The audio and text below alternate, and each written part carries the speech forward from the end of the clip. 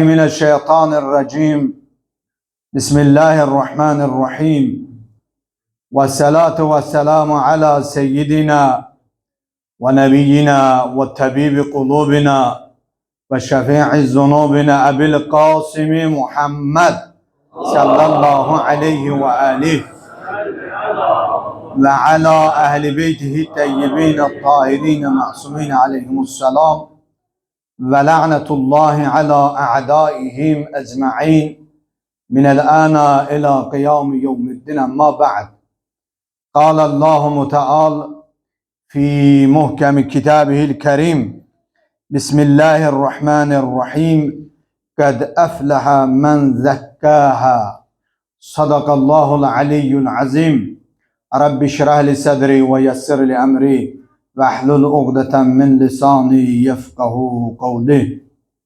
Hürmetli müminler, hürmetli İmam Hüseyin Aleyhisselatü Vesselam'ın əzasına yığılışanlar ve Peygamberin, o cümleden zamana imamının əzasına şerik olan mümin Müslümanlar, Allah bu günlerde ettiğimiz azadarlığın mükafatını dünya ve ahirette her birimize ata eylesin inşallah.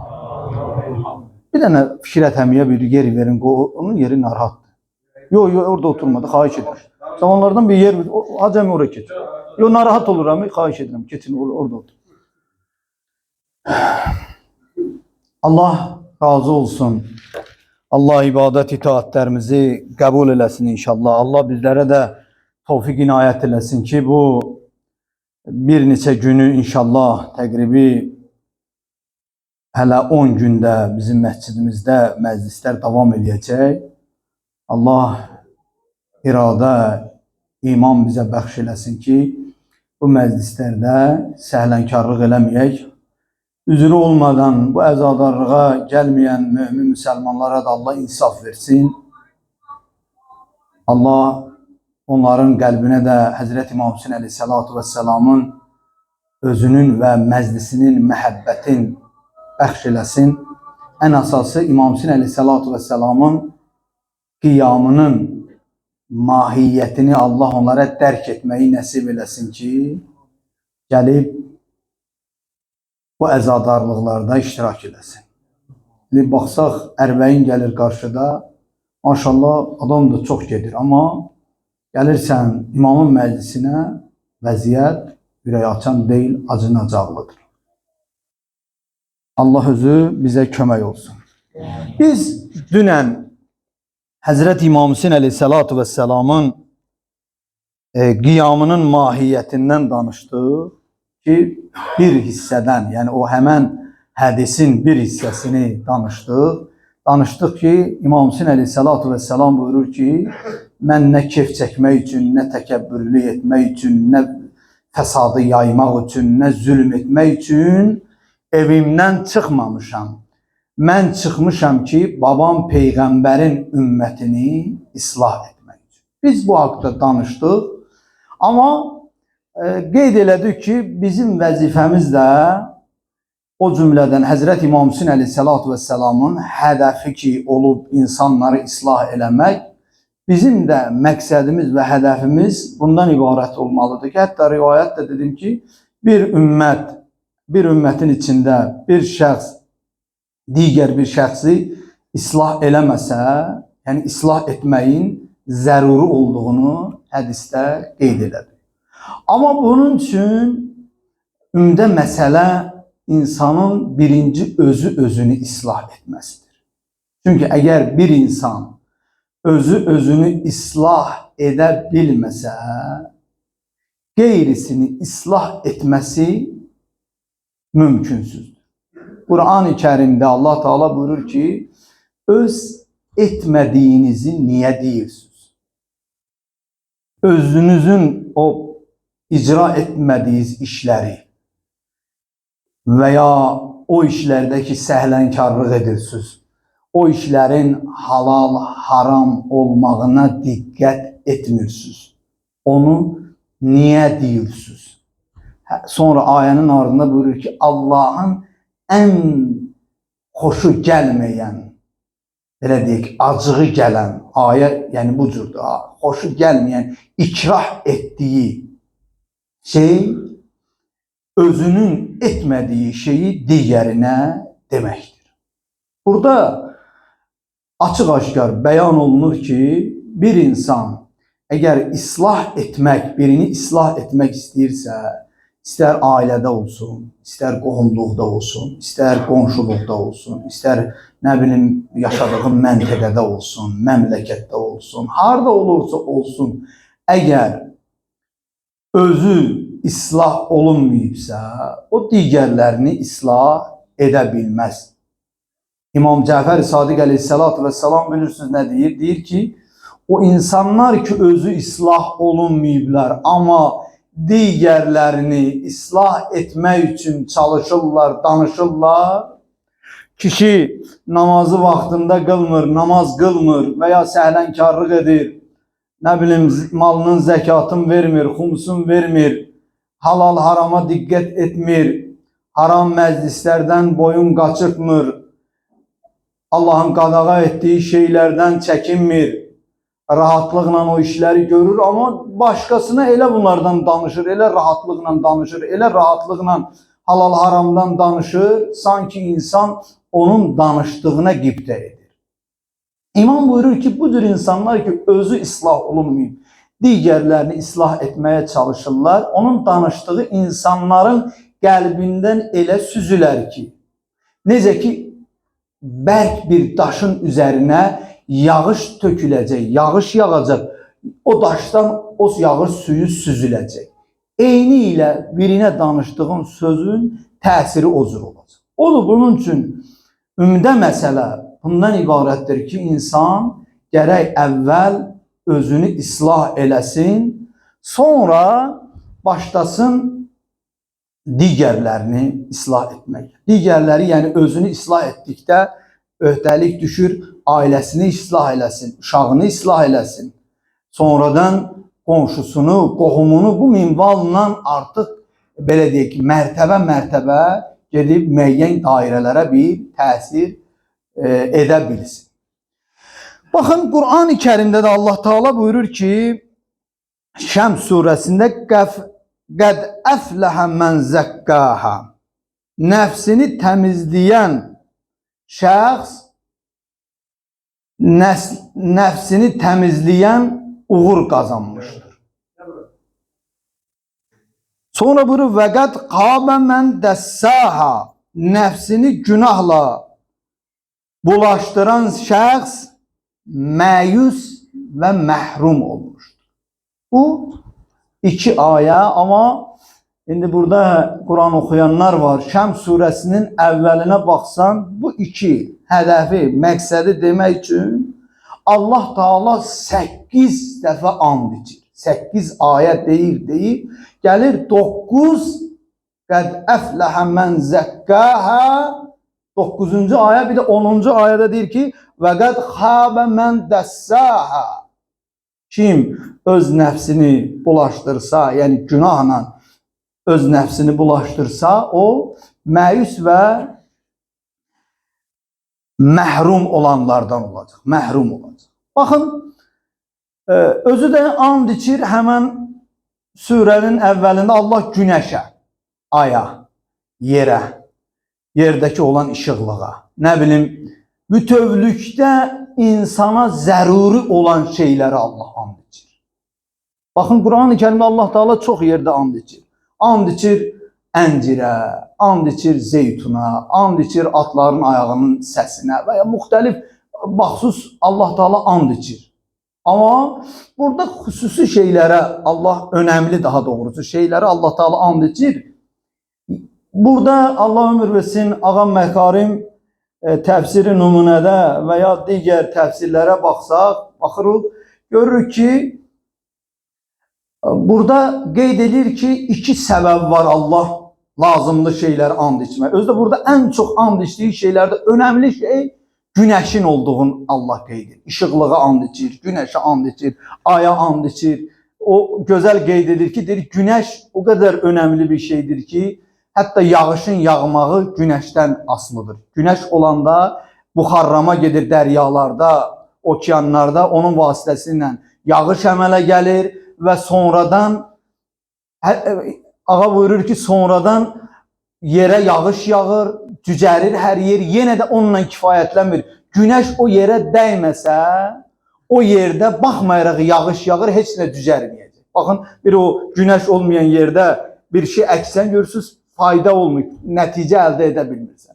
Yəni Allah buna görə bu önemli şeyləri and içirir burada, sonra gəlir iki mətləbi insana çatdırır. 8 dəfə insan and içə bilər və ya bir varlıq Allah and içir ki, 8 dəfə, birinin yanında bir dəfə, 2 dəfə and içsən, deyirsən, inandım da, bildim də, vallahi billah, amma Allah 8 dəfə and içir ki, 2 dənə hədəfi insana demək. Eğer özünü islah edən nicat tapıb və islah etməyən, öz nəfsini çirkinlikliyə bulayan isə məhrum olacaq. Yəni Allahın o nemətlərindən, cənnətin nemətlərindən və ya dünya səadətindən məhrum olacaq.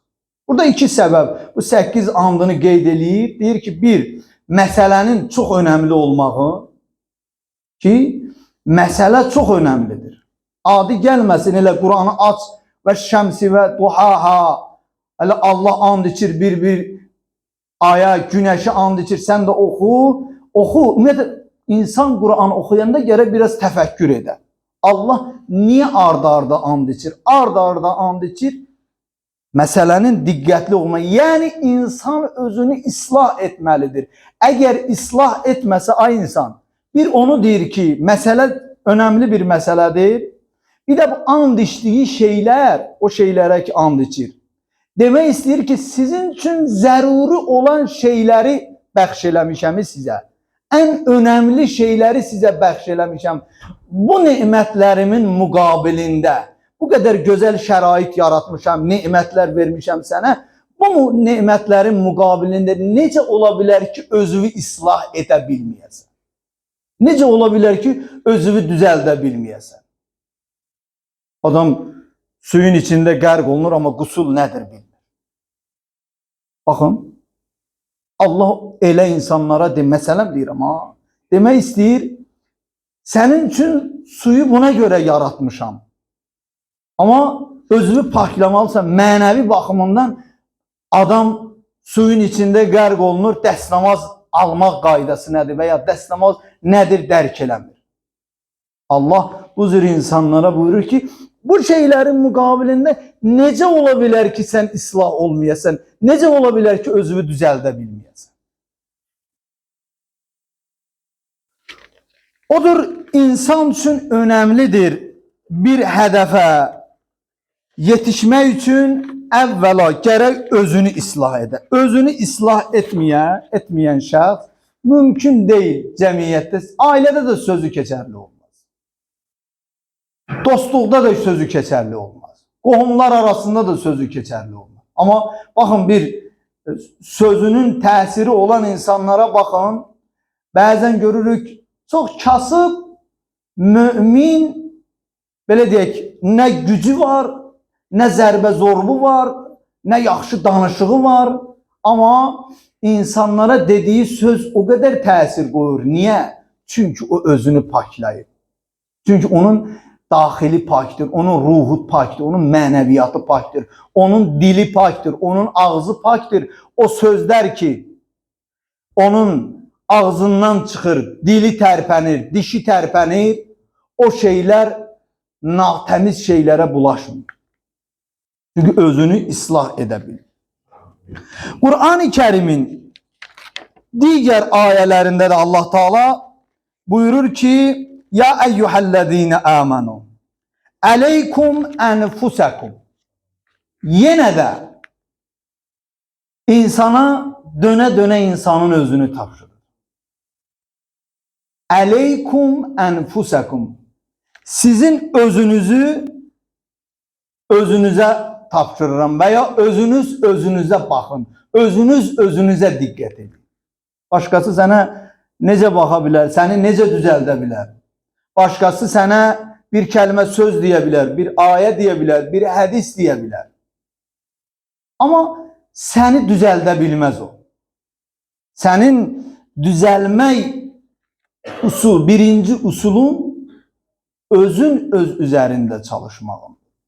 Müəllim məktəbdə dərs deyir, 45 dəqiqə. O dərsi əxs eləmək üçün, elm əldə eləmək üçün gəlib oturub evdə o dərsi oxumalısan. Və ya həkim sənin üçün müalicəni tətbiq edir, dərman, resept yazır. Sən gərək onu dediyi kimi icra edəsən. Əgər sən özün onun üzərində çalışmasan, özün dərsinə diqqət ayırmasan, özün belə deyək, sağlamlığına diqqət eləməsən, heç nəyin, nə müəllimin savadlı olmağı, nə o dərsin gözəl izah olunmağı, nə həkimin savadlı olmağı, nə heç birinin sənin üçün bir təsiri olmaz. Sənin sağlamlığına və ya sənin elmli olmağına heç vaxt təsir etmez. Odur, zəruridir ki, insan gərək özünü islah eləyək. Çünki Qur'an-ı Kərimdə Allah Teala bizim özümüzü özümüzə tapşırır ki, özünüz, belə öz ibarəmizdə, özünüzü düzəldir. Sizin üçün hər bir yolu qoymuşam, peyğəmbərlər göndərmişəm, imamlar göndərmişəm. İmam Hüseyn əleyhissalatu vesselam şəhid olub və ya bu yolu gedib öz hədəfinə yetişib. Nə üçün? Bugün biz onun məktəbinə baxaq, necə gəlib o hədəfə çatıb, necə onun sözündə bəlağət və fəsahət olub, necə təsir qoya bilib. Necə təsir qoya bilib sözünə ki, insanları haqqa dəvət eləyə bilib və ya həqiqətləri insanlara necə deyib ki, günü bugün də onun sözü yerində durur. Çünki o özü saf. Biz demirik, biz estağfirullah imam ola bilərik, peyğəmbər ola bilərik. Xeyr. Amma özümüz üçün bir iş görə bilərik. Çünki Allah hər şey bizim ixtiyarımızda qoyub. Bütün yolları da mən bu məsciddə danışmışam. İmam Sadiq əleyhissalam nəfsin islah yolunu bizə söyləyir. Deyir ki, Allah səni öz nəfsinin həkimi təyin edib. Və onun bütün yollarını da sənin üçün bəyan edib. Qur'an sənə kifayət eləmir. 124 min peyğəmbərin məqsədi və hədəfi sənə kifayət eləmir. Hər peyğəmbərin vəsiləri olub, onların hədəf və məqsədləri sənə kifayət eləmir. Sənin nə qədər tutumun var ki, 12 imam onların məqsədləri sənə kifayət eləmir. Bəyəm çox tutumun var ki, sən onların o qədər çəkdiyi əziyyət və amalı məqsədi səni qane eləməsin.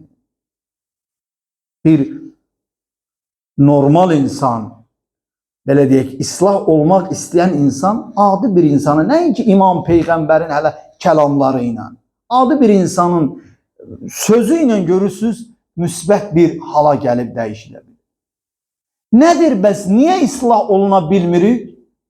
İslah oluna bilmiriksə demək, biz üzərimizdə çalışmırıq və ya nümunə olan şəxslərdən ibrət almırıq. Əgər İmam Hüseyn əleyhissalatu vesselamın və digər məsumların həyatına diqqət eləsək, onlardan özlərimizə nümunə götürsək, xoş olar bizim halımıza. Ayənin ardında buyurur ki, siz düz yolda olsanız, heç kim sizi azdıra bilməz. Baxın, bu çox diqqət olunası bir kəlamdır, bir sözdür. Əgər biz düz yolda olsaq, yəni əgər biz islah olsaq, əgər biz Allah istədiyi tərzdə yolumuzu getsək, addımlasaq, yox, məscidə gələndə üzr istəyirəm, bir nərd oynayan məni yoldan çıxardıb, aparıb nərd oynamağa aparacaqsa, bu başqa məsələ. Deməli, sən düz yolda deyilsən. Məsələn deyirəm, olmasın başqa bir şey. Hər bir məclisə aparır. Yox, əgər sən düz yolda desən, bunun qarantı Allahdır. Əgər sən islah olsan, səni heç kim caydıra bilməz yolda. Cahil də olsa sənin yanında, fasik də olsa sənin yanında, dinsiz de olsa senin yanında, seni heç kim yolundan azdıra bilməz. Çünkü sen artık sağlamsan. Bir insanın, mən üzr istəyirəm, burada həkimlər var. Bir insanın sağlamlığı yerinde olsa, ona diğer xəstəliklər təsir edə bilməz. Xəstəliklər hardan gəlir insanı haqlayır? İnsanın organizmdə bir zayıf yer tutanda başlayır, üzr istəyirəm, oradan inkişaf eləməyə. Sən əgər sağlam olsan mənəviyyat baxımından, düz olsa mənəviyyat baxımından heç kim səni azdıra bilməz. Deməli, bunun üçün mənəvi baxımından düzəlmək üçün və digərlərin sənə təsir etməməsi üçün nə etməlisən? Düz yolda olmalısan, özünü islah etməlisən. Həzrət Peyğəmbər Əkrəm buyurur, Tuba limən şəğələhu eybuhu ən uyubin nas. Xoş olsun o kəsə ki, öz eyibləri onu başqalarının eyibləri ilə məşğul etməyə vaxt, şərait yaratmasın. Baxın, bir insan özü ilə məşğul olsa, başqası ilə necə məşğul ola bilər? Bir insan öz işi ilə, öz evində iş görürsə, öz işi ilə məşğuldursa, başqasına necə baxa bilər? Məcbur öz işini görməlidir, onunla çalışmalıdır. Hətta ən yaxın adam ondan xahiş eləsə ki, gəl gedək filan işi görək, deyər ki, əlimdə iş var. Məsələn, 1 saatlıq, 10 dəqiqəlik, 5 dəqiqəlik, işimi qutarım sonra. İndi bizim də birdən öz eyiblərimizlə, özümüz öz eyiblərimizlə məşğul olsa, başqalarının eybi ilə bizim nə işimiz var? Əfsuslar olsun, bəzən bir çoxları, hətta möminlər də olurlar ki, özlərin tamamını unudurlar, qoyublar kənara, püsküdə qalıblar ki, filan kəsdən bir eyib, bir nöqsan tutsunlar. Bu da nəyin əlamətidir? İslah olunmamağın. Yəni, islah olunmamaq sadə dilsən, necə həqiqi insan kimi, kamil insan kimi formalaşmamağın. Baxın, bir insan əgər ziyalı olsa və ya heç olmasını ziyalı, yəni müəyyən qədər dünya görüşü olsa, bir dünya görüşü olmayan insanla onun arasında fərq var ya yox. O dünya görüşü olmayan insan bir məclisdə onu otuzdursan danışığın bilməyəcək. Haradasa bir belə mənasız bir söz deyəcək ki, o sözün də yeri olmayacaq. Amma ziyalı bir insan, danışığın və oturduğun və ya dünya görüşü olan insan danışığın və oturduğun biləcək. Eyni ilə islah olan insan da, yəni kamil bir insan kimi mənəviyyatda formalaşan bir insan mənəvi baxımından, o heç vaxt ona buna baxmayacaq. Onun nə işi var? Kimin oğlu nə yoldadır, kimin qızı nə yoldadır, kimin xanımı nə yol, onun nəyinə lazım? Əlbəttə onun üçün əmr bir məruf edəcək, islah etmək üçün səy edəcək. Amma eyib tutmaq üçün, onun abrını aparmaq üçün bu kamil insanın xüsusiyyətləridir. Bu mənfi hallar, bir sözlə demək istəyirəm ki, mənfi hallar nəyin nəticəsidir? İslah olunmamağın nəticəsidir. O da bizim üçün o qədər zəruridir. Bu mövzu, bu məsələ o qədər zəruridir ki, o qədər önəmli bir məsələdir ki, hətta hər şeydən üstün deyərdim ki, bir insan namaz qılsın, amma islah olunmasa, onun namazın ona nə faydası olur? İslah olunmayan insan oruç tutsun, onun orucun ona nə faydası? Akşam saat 8'e 9'a can oruc olur, iftar vaxtı gedir içki içir məsələn. Orucun gedir haram şeylərlə atır. Bu insanın orucun ona nə faydası olur? Və ya başqa işlər görür. Və ya digər mümin, namaz qılırsan, oruç tutursan, başlayırsan onun bunun abrısını, eybin ortalığa qoymağa, abrısını aparmağa. O namazın sənə nə faydası olar? Yəni, ümdə məsələ, insan gərək islah oluna. Elə özümü deyirəm, birinci. Əgər islah olunmasaq, özümüzü düzəltməsək, özümüzü belə deyək, kobud da olsa rəndələməsək, bir qaydaya salmasaq, görürsünüz, bir kobud bir ağacı rəndələmək üçün onu elə formada nəccar onu elə bir şəkilə salır. Niyə? Onun üzərində işləyir. İnsan da gərək öz üzərində o qədər işləsin, saf və gözəl olsun, insanlara müsbət enerji ötürə bilsin. Yox, namaz qıl, söyüş, abur apar, nə bilim bu işi gör, o işi gör. Necə görükəcəksən cəmiyyətdə, necə görünəcək cəmiyyətdə, necə dəyərləndiriləcək cəmiyyətdə. Odur, bu məsələ bizim üçün önəmli məsələlərdəndir. İnşallah bildiyimiz kimi bugün Muharrem ayının 2-ci günüdür.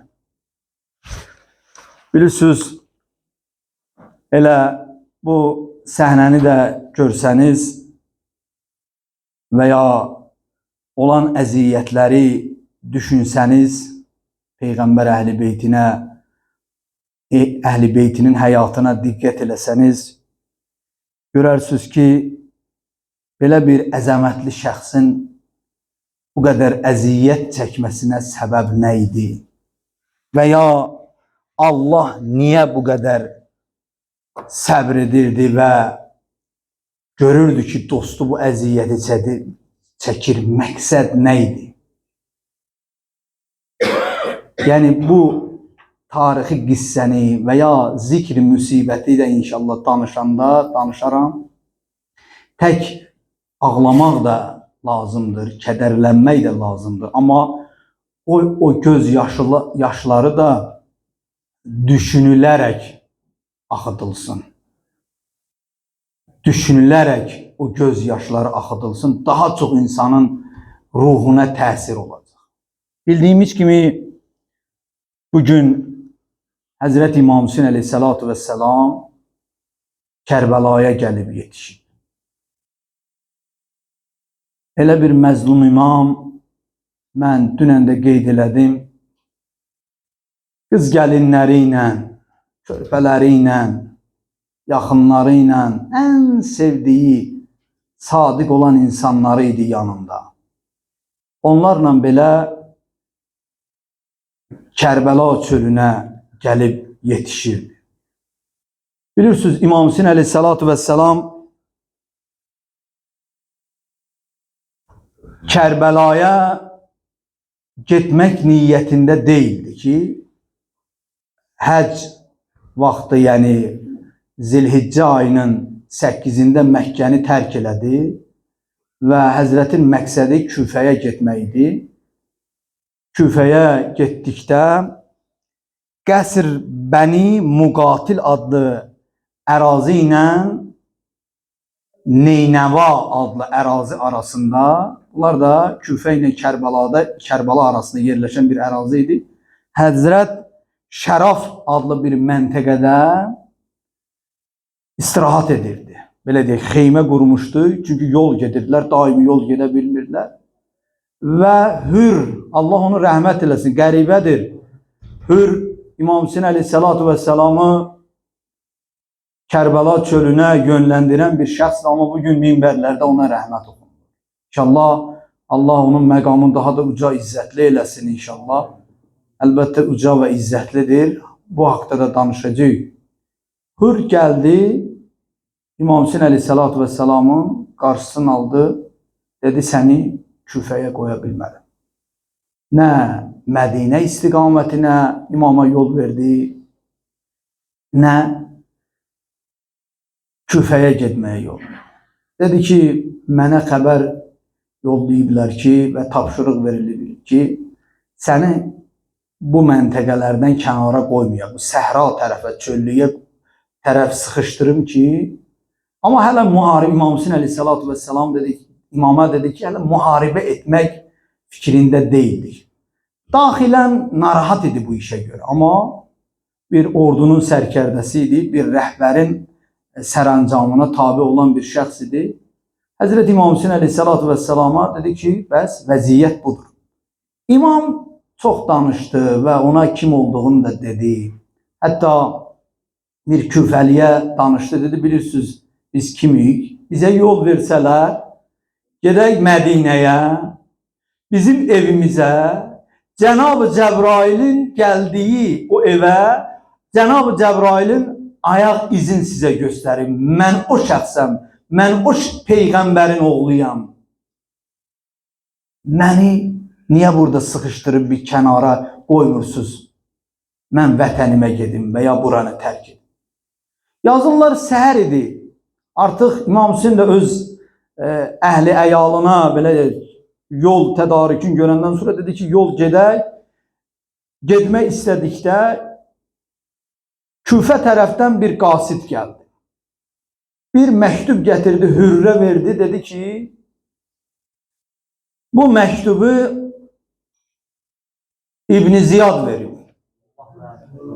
Dedi ki, Hüseyni heç bir tərəfə qoymursan, onu çalış bir kənara sıx ki, orada səhralıq və çöllük olsun. Hərəkət etməyə bir vəziyyəti, bir yeri olmasın, fürsəti olmasın. Özü dedi ki, məktubda yazıb Hür deyir. Mənə yazıb ki, bu qasid sənin yanında o qədər qalacaq ki, görsün sən onu orası saxlayıb həmən dediyim, belə deyək, o əziyyəti, o qaydanı onun üçün tətbiq edirsən ya yox. Yox, məktubu verim, qaydım yox, onun yanında saxladı. İmam Hüseyin əleyhissalatu vesselam dedi, mənim çıxış yolum yoxdur. Bu qasidi də saxlayıb mənim başımın üstündə. Mənim sənə kömək edəsi bir yolum yoxdur. Zuheyr ibn Qeyn, bilirsiniz, vəfadar, vəfalı şəxsiyyətlərdən idi. Gəldi, imama dedi ki, mən Fəratın ətrafında bir yer görürəm. Ora tikanlıq, kolluq bir yerdir. Bəlkə bunlardan icazə alaq, gedək Fərada yaxın. Orada hələ fürsətimiz də var, yəbnə Rəsulillah, bunların ordusu azdır. Biz bunlarla vuruşaq, əgər bizə imkan verməsələr orada oturmağa, xeymə qurmağa, biz vuruşaq bunlar. İmam Hüseyin əleyhissalatu vesselam deyir, mən heç vaxt müharibəni özüm, yəni mən tərəfdən başlanması mümkün deyil. Və bundan xahiş elədilər Hürdən ki, bizə fürsət ver, o tikanlıqda təmizliyə özümüz üçün bir yer quraq. Dedilər, yox. Bizə tapşırıq gəlib ki, səni bu yöndə, yəni Kərbəla istiqamətində, səni bu yöndə, belə deyək, yerləşdirək və sıxışdıraq. İmam Hüseyin əleyhissalatu vesselam da məcbur olub, amma Hürdə biraz mərhəmət hissi var idi. Dedi ki, bu yeri elə bir yer göstərdi. Dedi, bu yerdə oturun, məskünləşin. Fərat buradan uzaq da olsa, amma görükür. Ki, müəyyən qədər belə deyək, bir rəhəmi vardı imama qarşı, bir istəyi vardı. Amma qorxurdu öz vəzifəsindən də və ya komandanlığından da qorxurdu. Həzrət yetişdi, dedi, bu yerin nədir? Hərə bir ad dedi. Mən bunu çox eşitmişsiniz, təkrar eləmək istəmirəm. Dedilər, sonda soruşdu İmam Hüseyin əleyhissalatu vesselam, bu yerin adı nədir? Dedi, Kərbəla. Yazırlar, İmam Hüseyin əleyhissalatu vesselam bir ah çəkdi. Və pərişan halda ayağını atın üzəngindən çıxardıb, yavaş-yavaş yerə indi, qılıncını yerə vurdu. Xanım Zeynəb Səlamullah əleyha və ətrafında olan digər insanlar gəldilər, İmam Hüseyin əleyhissalatu vesselama yaxınlaşdılar. Yəbnə Rəsulillah, niyə bu qədər kədərli, pərişan oldun? Həzrət dedi, bura dərd və bəla çölüdür. Burada torpaq Hüseynin qanı ilə sulanacaq. Bu torpaq elə bir torpaqdır ki, Hüseynin başın bu torpaq kəsəcək. Bu yer, bu torpaq elə bir torpaqdır ki, Əli Əkbərimin sinəsi bu yerdə yarılacaq. Bu torpaq elə bir torpaqdır ki, gəlib yetişmişik, Əli Əsğərim bu torpaq tərəfindən, boğazından oxlanılacaq. Bu torpaq elə bir torpaqdır ki, qız gəlinlərim bu torpaq tərəfindən əsir olunacaq. Bu torpaq elə bir torpaqdır ki, mənim köməkçim, mənim bayraqdarım, mənim qardaşımın Əbəlfəzin qollarını kəsəcək. Biz bu yerə gəlib yetişmişik. İnna lillah və inna ileyhi raciun. Biz Allahdanıq və yenə Allaha tərəf qayıdacağıq. Allah səni and veririk Əbu Abdullah ilə Hüseynin hörmətinə. Bu məclisi bizdən ali dərəcədə qəbul elə ginə. Əba Salih ya İmam-ı Zaman, harda olsan